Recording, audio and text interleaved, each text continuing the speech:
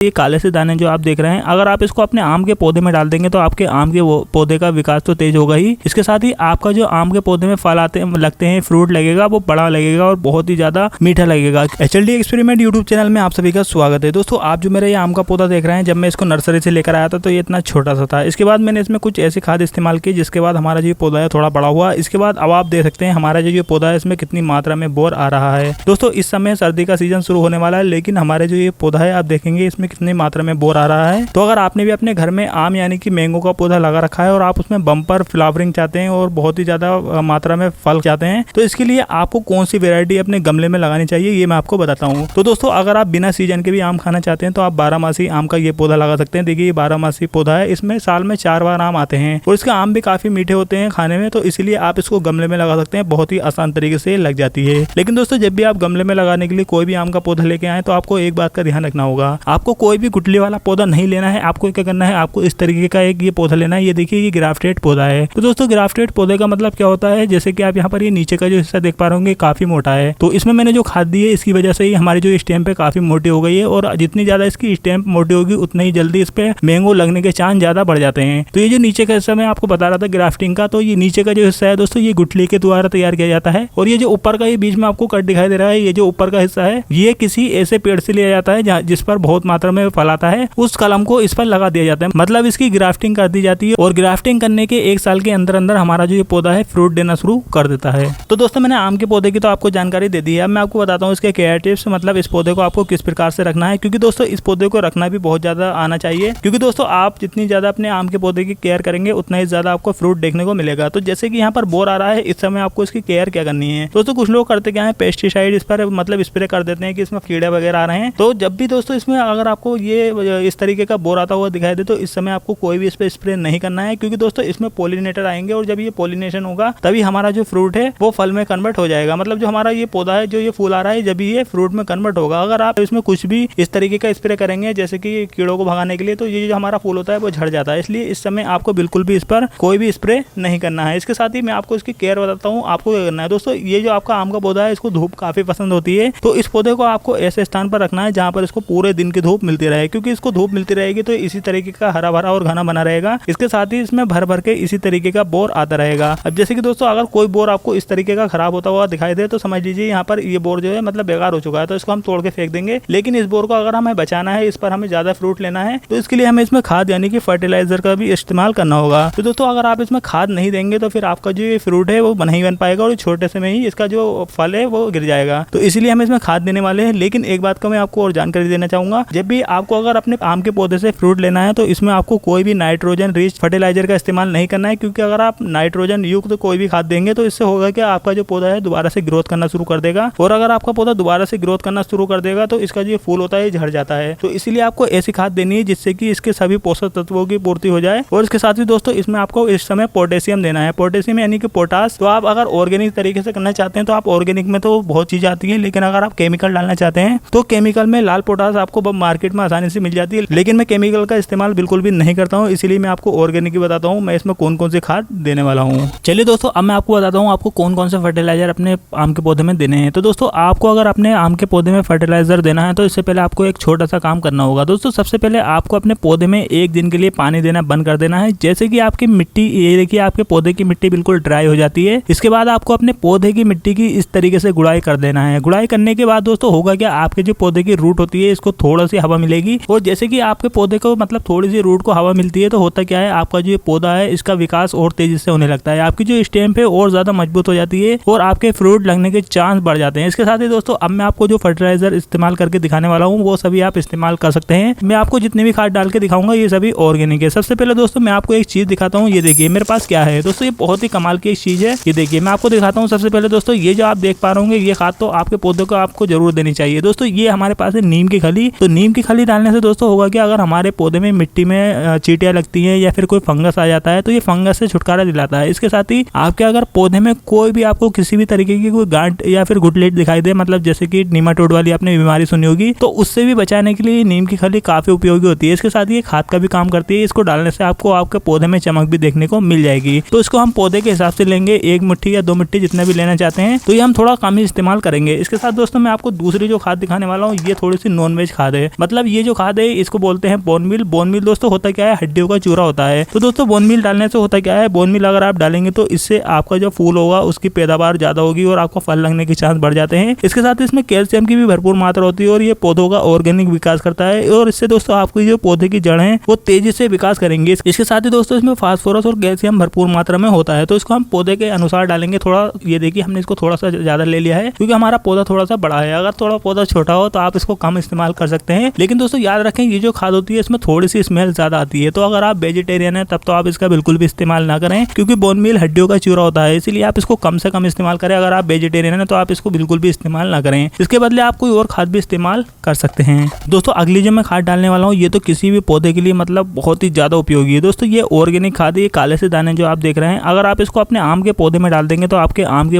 पौधे का विकास तो तेज होगा ही। इसके साथ ही आपका जो आम के पौधे में फल लगते हैं, फ्रूट लगेगा, वो बड़ा लगेगा और बहुत ही ज्यादा मीठा लगेगा। क्योंकि दोस्तों ये जो बायोजाइम होती है ये एक समुद्री शैवाल से तैयार की जाती है और ये ऑर्गेनिक होती है। इसको डालने के बाद आपके पौधे में जितने भी पोषक तत्वों की कमी होगी वो सभी पूर्ति हो जाएगी। तो इसको हम अपने पौधे के हिसाब से डालेंगे। जैसे कि हमारा पौधा अगर थोड़ा सा बड़ा है तो आप अपने पौधे में इसको ज्यादा डालेंगे। अगर आपका पौधा थोड़ा छोटा है तब आप इसमें कम इस्तेमाल कर सकते हैं। जैसे कि मैंने इसमें लगभग आधे मुट्ठी से थोड़ी सी ज्यादा इसमें डाल दी है और इसको डालने के बाद हम इसको अच्छी तरीके से मिक्स कर देंगे। क्योंकि दोस्तों इस समय हमें अपने पौधे में ज्यादा फ्रूट लेना है तो हम नाइट्रोजन युक्त तो कोई भी खाद इसमें इस्तेमाल नहीं करेंगे। क्योंकि अगर हम नाइट्रोजन युक्त इसमें खाद इस्तेमाल करेंगे तो हमारा पौधा होगा क्या, दोबारा से ग्रोथ करना शुरू कर देगा। और अगर हमारा पौधा दोबारा से ग्रोथ करना शुरू कर देगा तो हमारे पौधे में जो फ्रूट है वो नहीं लगेगा। चलिए हमने इन सभी खादों को ले लिया है। इसके बाद हम थोड़ी थोड़ी करके इस खाद को अपने पौधे में डाल लेते हैं। तो ये देखिए दोस्तों अब हम क्या करेंगे, जैसे कि हमने पौधे की तो गुड़ाई कर दी है, इसके बाद हम क्या करेंगे, खाद को इस तरीके से चारों तरफ डाल देंगे थोड़ी थोड़ी। ये देखिए हमने जैसे कि इस तरीके से हम चारों तरफ थोड़ी थोड़ी खाद को डाल देंगे। ये देखिए हमने खाद को चारों तरफ इस तरीके से डाल दिया है। अब ये देखिए दोस्तों सभी खाद को मैंने डाल दिया। इसके बाद हम क्या करेंगे, खाद को इस तरीके से मिक्स कर देंगे और मिक्स करने के बाद दोस्तों हमारा काम हो चुका है। अब दोस्तों मैं आपको कुछ टिप्स भी दूंगा जिससे कि आपका जो पौधा है इसमें फ्रूट जो है लगने के चांस बढ़ जाएंगे। ये देखिए हमने खाद को इस प्रकार से डाल दिया है। खाद को इस प्रकार से डालने के बाद अब दोस्तों हमें इसमें एक काम करना होगा। अब हम क्या करेंगे, अब हम इसमें पानी दे देंगे और पानी देने के बाद इस पौधे को हम ऐसे स्थान पर रख देंगे जहां पर इसको पूरे दिन की सनलाइट मिले। और पूरे दिन की अगर इसको सनलाइट मिलेंगी तो हमारा जो पौधा है इसमें फ्रूट लगने के चांस और ज्यादा बढ़ जाएंगे। तो मैंने आपको जो फर्टिलाइजर इस्तेमाल करके दिखाए हैं ये सभी ऑर्गेनिक होते हैं और बहुत ही सस्ते मिलते हैं। बोन मील हमें 50 रुपए किलो में मिल जाती है और ये जो मैंने इसमें सीवीड ग्रेनुअल्स डाले हैं ये भी हमें 50 रुपए किलो में मिल जाते हैं। इसके साथ ही नीम की खली भी 40-50 रुपए किलो में मिल जाती है। तो अगर आप इसे एक बार लेके आ जाएंगे तो आपके कई पौधों में हो जाती है। लेकिन दोस्तों नीम खली को आपको इस्तेमाल